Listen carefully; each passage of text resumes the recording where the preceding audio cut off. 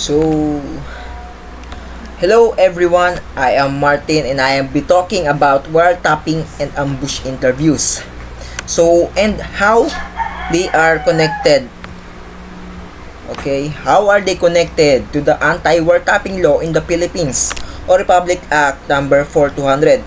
This law has been in place since 1965 and is designed to protect the privacy of communications, especially when it comes to recording conversations without consent. Okay.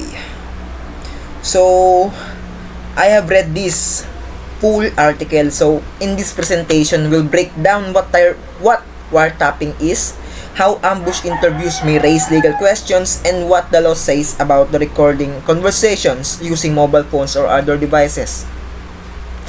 So, let's start by clarifying what wiretapping is. What wiretapping is. Wiretapping under RA 4200 is when someone secretly records a private communication or conversation without the consent of all the parties involved. This law originally applied to the tapping of phone lines, but with modern technology, it has expanded to include any form of secret recording using devices like mobile phones, cameras, or audio recorders. So now, you might wonder how this applies to ambush interviews. An ambush interview is a situation where a journalist or interviewer unexpectedly approaches someone, usually in a public place, and starts asking them questions, sometimes catching them off guard.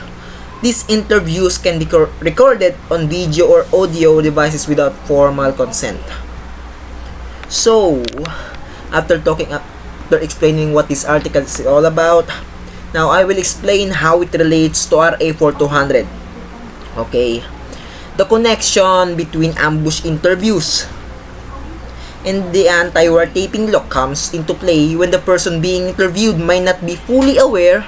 So wala sila sa mali na nare-record sila at nasasabi nila kung anong dapat hindi nila sabihin. So they might not be fully aware that they are being recorded, or when they do not give explicit consent for the conversation to be recorded. So itong ambush interview na to ay lalabas ka ng bahay, bigla kang i-interviewin.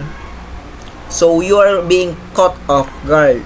So you can say bad things, you can say that may put your reputation down. So they can have that kind of words from you without your consent. Okay? So sections 1 and 4 of RA 4200 make it illegal to secretly record private conversations. For example, if the person being ambushed believes that the conversation should remain private and the recording was done without their knowledge or approval, this might be considered a violation of the law. The key word is secretly. Okay, secretly. So if someone is aware that they are being recorded, or if the recording is done openly, then it may not violate the law.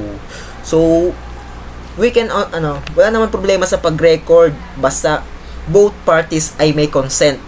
So payag akong ma-record ako at payag kang ma-record ka, then there should be no any violation to the law. Okay?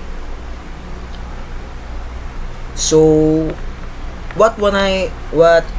there's another thing I want to talk about. This is public versus private conversation. So one important aspect to consider is the distinction between public and private conversation.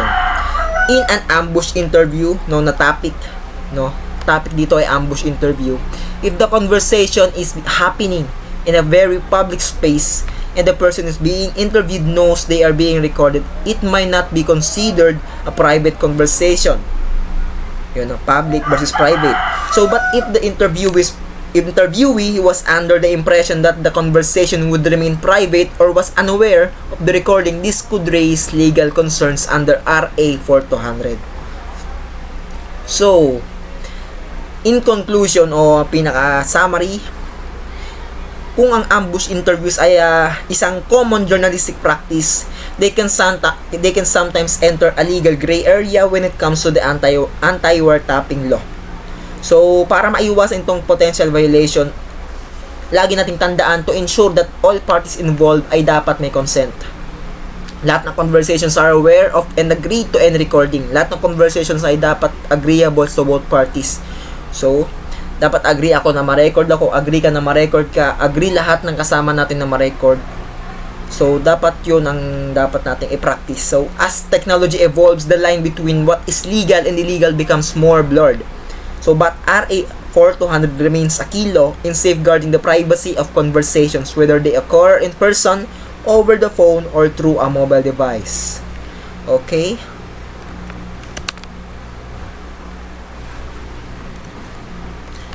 So, the other one is here. Ito ay article galing sa Philstar Global. So, saan nga ba nag-revolve ang article na ito? Wiretapping or ambush interview. So, gamit ang mobile phone naman. So, yung una ay tungkol sa conversations through mobile or interviews.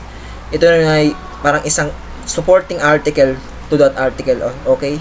So, the article revolves around a recent incident involving Ombudsman Samuel. Okay? So, okay. Ombudsman Samuel and journalist Malu Mangahas. Okay? From the Philippine Center for Investigative or Journalism or the PCIJ. Okay? Samuel Martires accused Mangahas of violating the anti-wiretapping law by recording a conversation without his consent. This conversation was later cited in a PCIJ report about President Rodrigo's unreleased statement of assets, liabilities, and net worth for 2018. This is the SALN 2018, okay? So, okay. Martires claimed that Mangahas recorded a casual conversation between them without informing him, which he argued violated his privacy. However, PCIJ countered that Martires and his staff were aware that the conversation, which took place in a public setting, was being recorded. This dispute raises a questions about whether the recording was done secretly, which is a key point in determining if it violated the law. So, how does it connect to the RA 4200 or the anti-wiretapping law? So, RA 4200 passed in 1965. So, nakadesign ito para protektahan ang privacy ng pag-uusap ng bawat tao, bawat individual sa Pilipinas. So, under this law, it is illegal for any person. Illegal ito para sa atin na mag-record ng kung anumang usapan, kung anumang pangyayari without the other one consent. Okay? This law covers the use of devices to tap into phone lines or any other communication system. So, the key elements for a ang key elements nito para sa mga violation, the recording must be done without the consent of all parties involved. So, yun nga sinasabi ko, the recording ay nagawa ng walang consent ng bawat tao. Ikaw lang nag-record, ikaw lang may consent sa sarili mo, pero yung iba wala. So, the act must involve secretly overhearing or recording the conversation. So, ikaw ay nakikinig lang, nag-eavesdrop pala, tas na-record mo pa, binaviolate mo na yung RA 4200. Okay? So, it must involve also a private communication. So, kung itong private communication na gawa sa cellphone, sa messenger, video call, na nirecord mo at pinost mo at ginamit mo sa pamba-blackmail or anything na mag-threaten sa isang kausap mo, ito ay nag-violate against RA 4200. Kahit may masama pa siyang ginawa, it is inadmissible sa court. So, ang relevance ng mobile phone recording, which is ang topic 2. So, sa technology natin ngayon, recording devices, so particularly mobile phones, are ubiquitous. Many people can easily record conversations using video or audio features on their smartphones. However, even with mobile phones, the law still applies. If a person records our private conversation without consent and does so secretly, they could be violating RA 4200.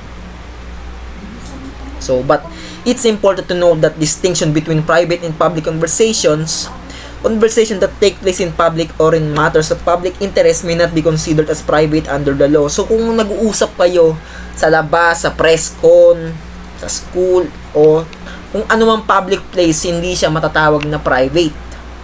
So, hindi dun makakapasok ang isang RA4200 unless ni-record nyo siya sa isang secretly lugar, kahit man public or kahit anuman, basta wala siyang consent, nababiolate mo pa rin yung RA4200.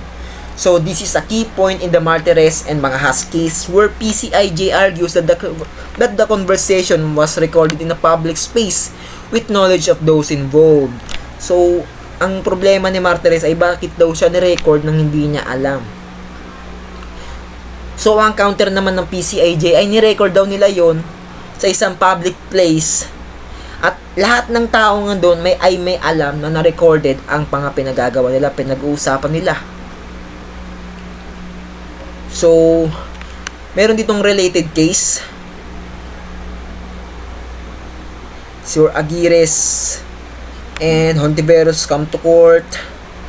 Or yung isang article kanina is, another example is El Salcedo Ortanes versus the Court of Appeals, where the court ruled that the recording is not illegal if both parties were aware of it. So, to wrap it up na, while mobile phones have made it easier to record audio and video, it is still essential to understand and respect the privacy of others as protected under RA 4200.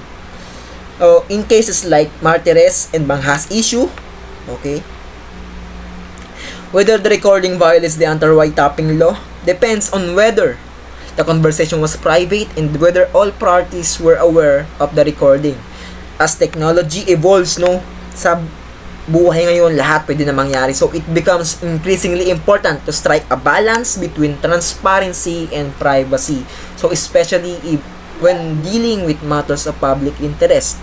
So, yun nga. Maraming salamat. Ako nga pala ulit si Martin at in-explain ko ang dalawang article na to. So, one topic 1 is ambush interviews and number 2 is mobile phone recordings. Okay? Thank you.